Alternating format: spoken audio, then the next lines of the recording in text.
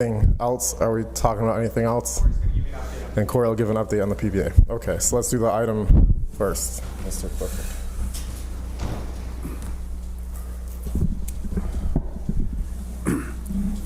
We have ordinance request for correction of the rolls for a number of properties. The first one is 320 West Taylor Street. It's a correction of the sewer use charge. And this was something that was brought to our attention by the Water Environmental Protection from the county. They're the division that handles that. And the other is a number of properties owned by the Church of All Nations.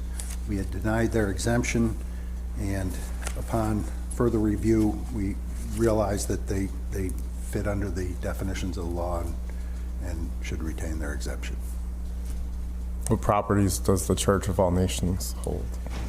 Let's see here.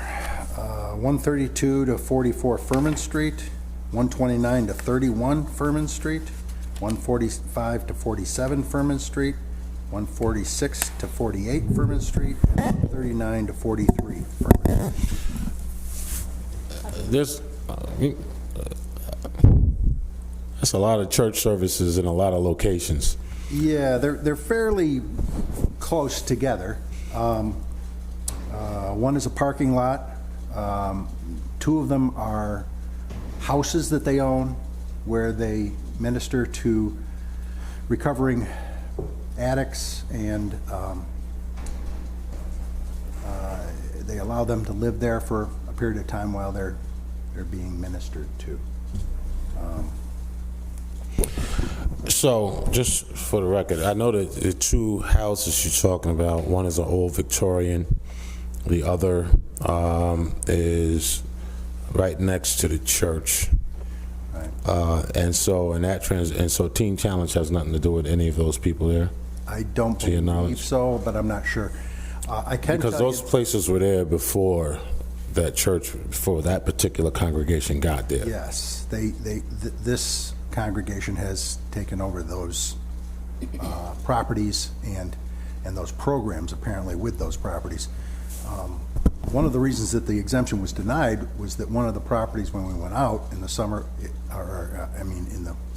last winter, was vacant. Yeah. But what we found out was that they had turned off the heat for the winter because they really couldn't afford to keep it heated through the winter. So on Kennedy, you have lots 140 to 148. We just discussed those the other day, right? And when you go right through there, you have the lots right behind it on Furman Street. Okay. And that lot is a part of one of those parcels there are a part of what you just described, right? I'm assuming that is what they're calling parking lots? Well, one of them definitely is a parking lot because it's paved. The other one, I'm not sure whether it's paved or not. I don't know if I call They're it's almost like directly parking across spaces, from right? the church. Yeah, so that place right across from the church where there used to be a house, there's a lot of grass there. There's no parking there ever. Okay. And see, my concern is you have, unfortunately, nonprofits using their nonprofit status, I think, in a way that's excessive. There's never any cars parked in that parcel directly across from the street, ever. And as you know, I live right over there.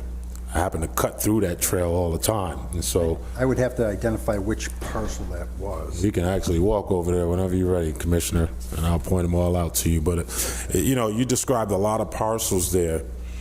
A lot of those are vacant spaces. And the only place that has parking is the parking spaces next to the Victorian on the south side of the street, closer to... Side of the street. Right.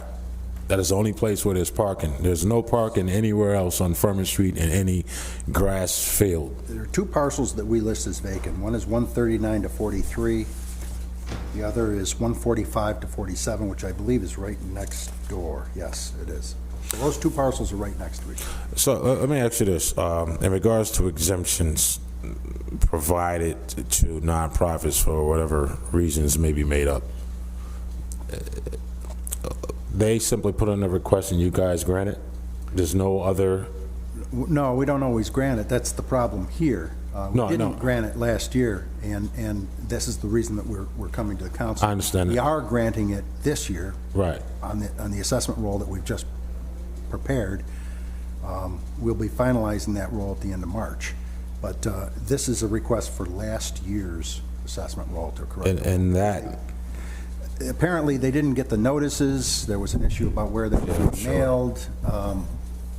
So they didn't appear before the Board of Review last year, which would have solved all of this. The board probably would have granted the exemptions.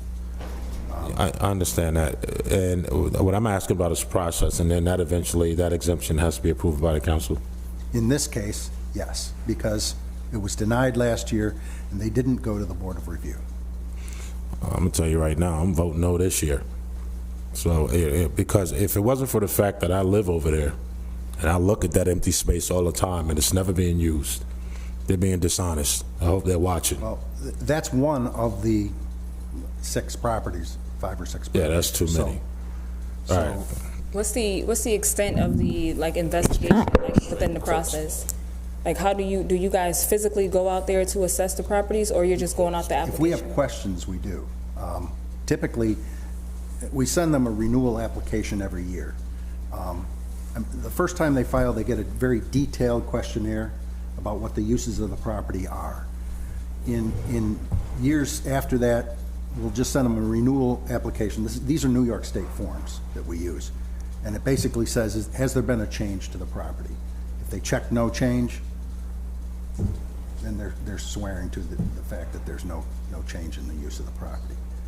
If we find out differently, then we will do more of an investigation. Sorry.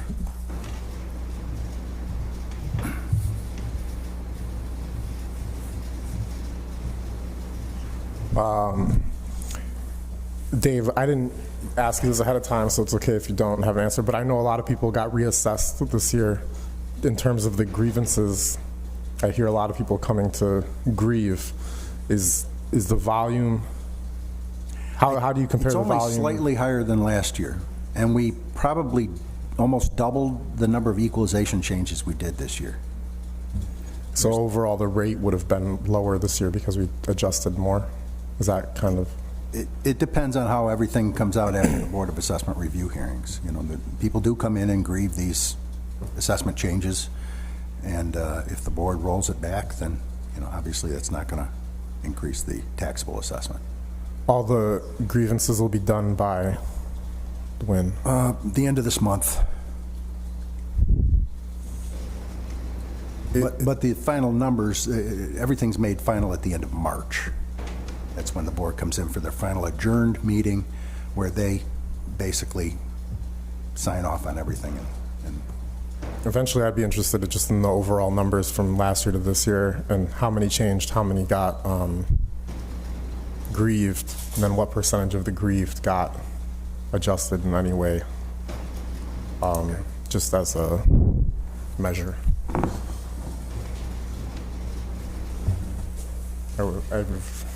Any other comments on the? Nope, bring it to a vote. Okay, move that one forward. I understand we're going to get an update on the PBA contract, which comes through finance because it includes retro payments. Corey Driscoll Dunham. Is it okay if I sit on this side? Oh yeah. Side preference? You may have to pull it more forward. What's that? Pull it forward. Yeah. Hello. So we are working with President Hudson at her request, to make modifications to the agreement that we'll be submitting by the end of the day today.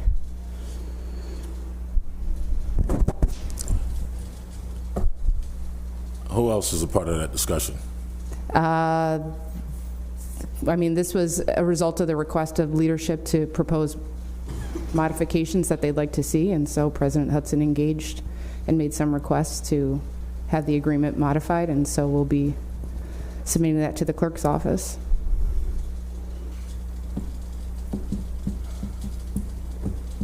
Whose signature will be on the agreement? Because we were presented with, I guess, an agreement that was signed by the PBA and the mayor.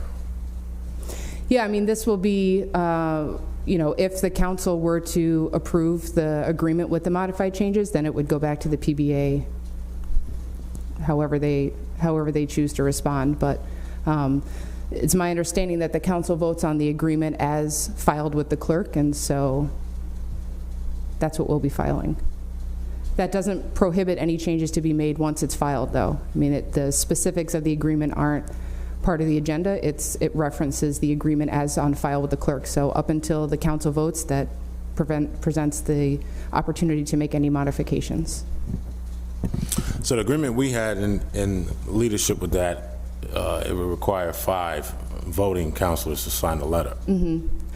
Well, I think, I mean, at least in the email that I sent, it was that if leadership wanted to communicate any modifications, I don't know that I mean, obviously it would be helpful if those changes indicated the council's approval, but I don't believe it was a necessary requirement that any proposed modifications be signed by. So it's a bit of an end around attempt then. We asked I leadership. call it how I see it.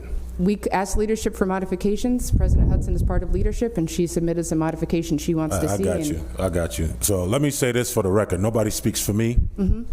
I already told the mayor. I believe I told you. Told everybody what my position is. I'm not signing anything, nor am I in support of that contract. If you could bring that thing down to 10 million, 9.5, we got something to talk about. Otherwise, you can just bring that to the vote as is. I believe that's the position of most of the councilors, is that you just bring it to a vote as is, because they're not signing a letter either. So the fact that there's some discussion happening without our consideration of discussion. It was an email exchange that everybody was on. I hear you, All of the but you councilors. notice, I saw the email, Corey. Yeah. You know, but I think what you also saw is that most people didn't respond. Right, but I don't necessarily take their lack of input as, all I can say is they didn't respond. Let me say to you, I'm not putting the blame on you. Yeah.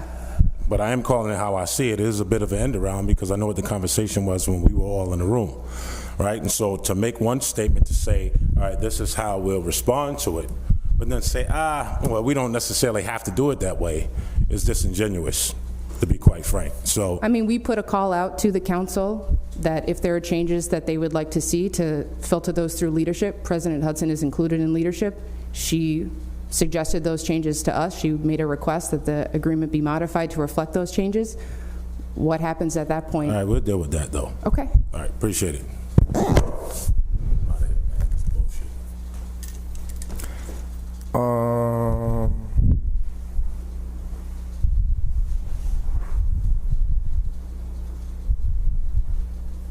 I guess just in terms of thinking, because we shared a bunch of stuff that was undesirable or deal breakers or whatever from the contract when it was before us originally.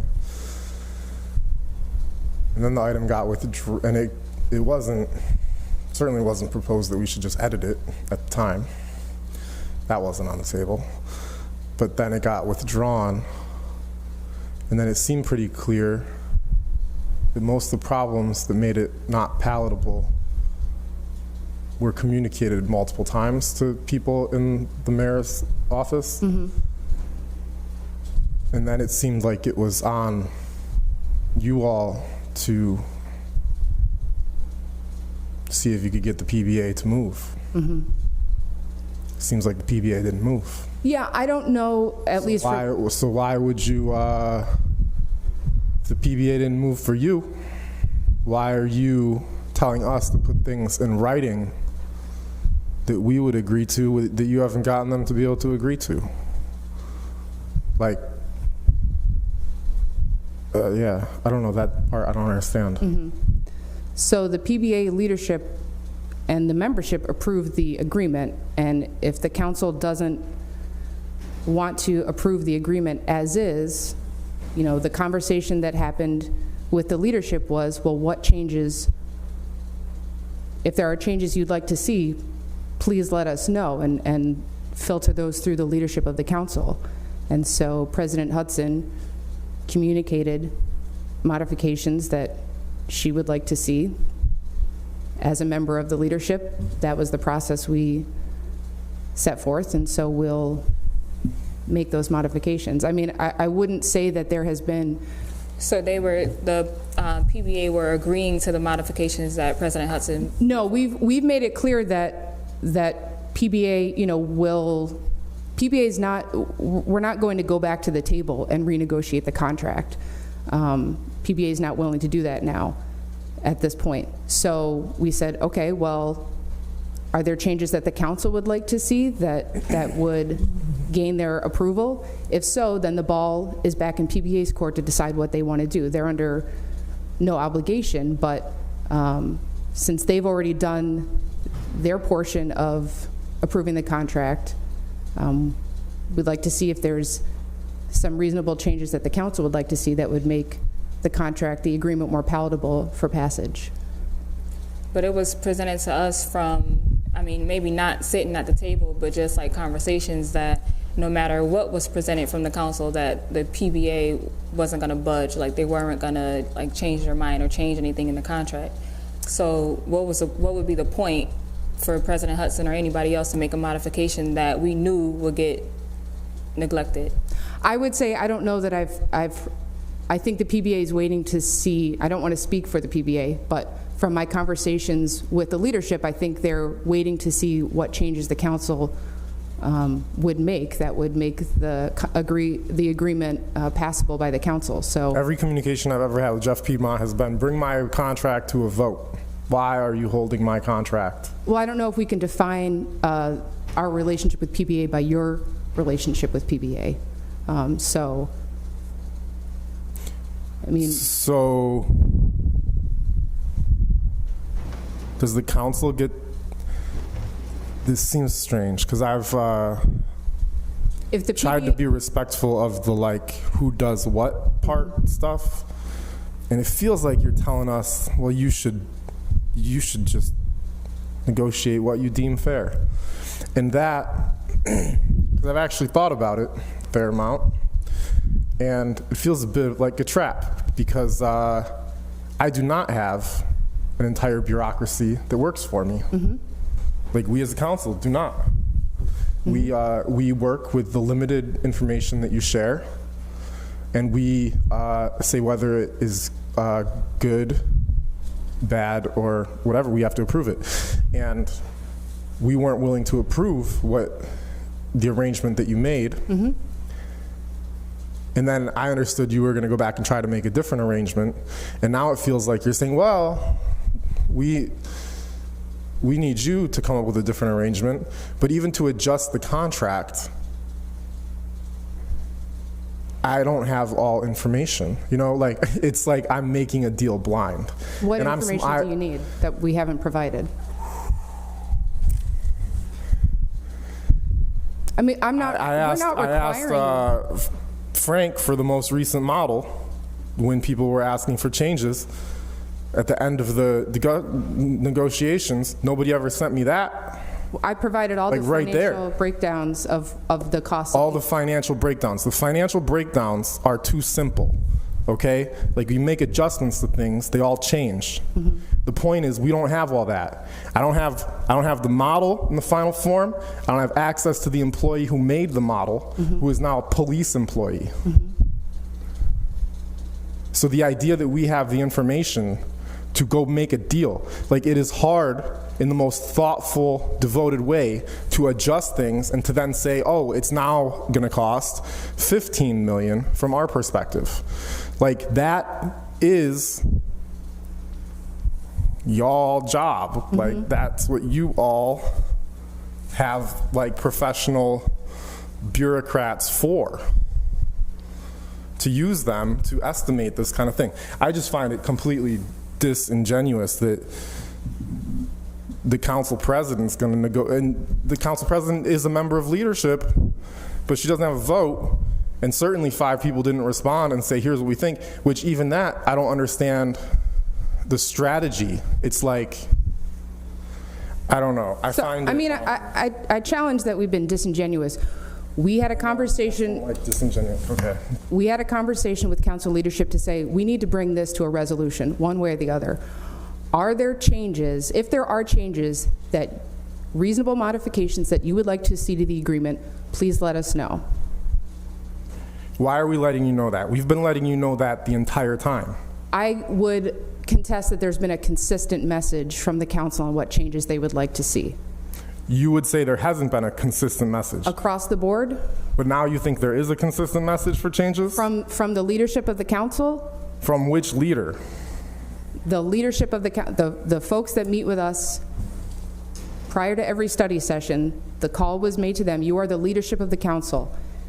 Talk to your fellow councilors, see if there are changes. Well, I talked to my Reasonable fellow counselors. modifications. I know I mean- how to count to 5 very well.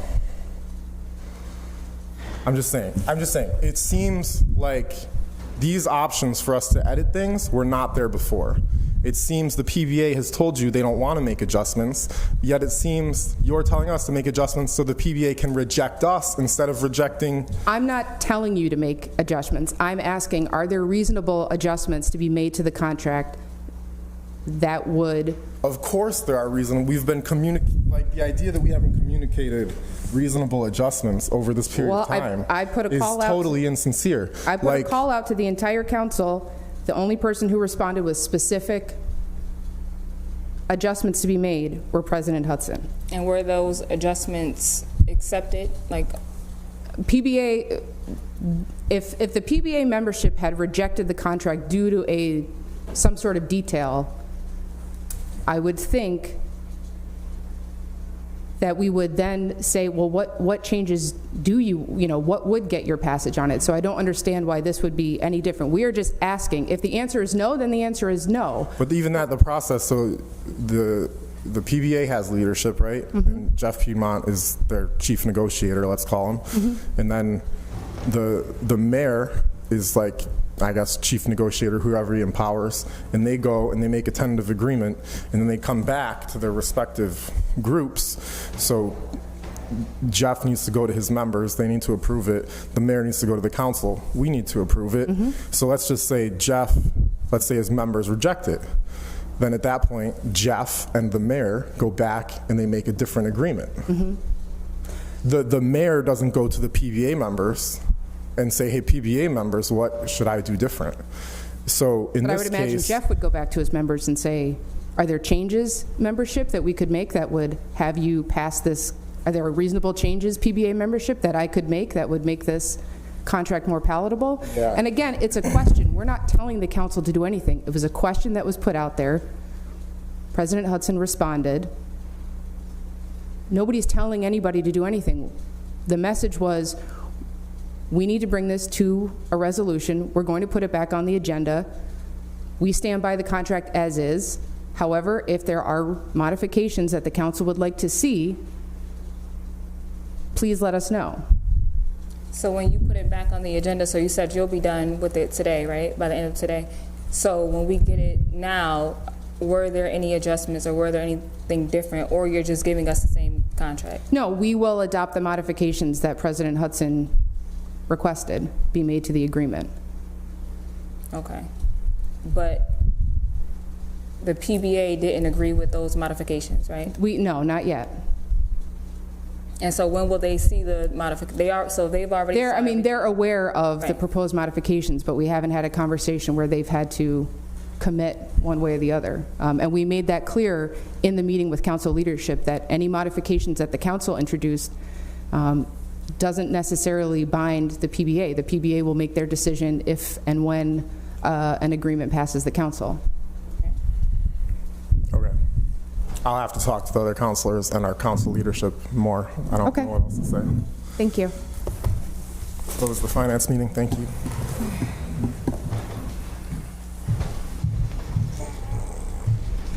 So we should get the vote on it. So we should get the vote on it from everybody.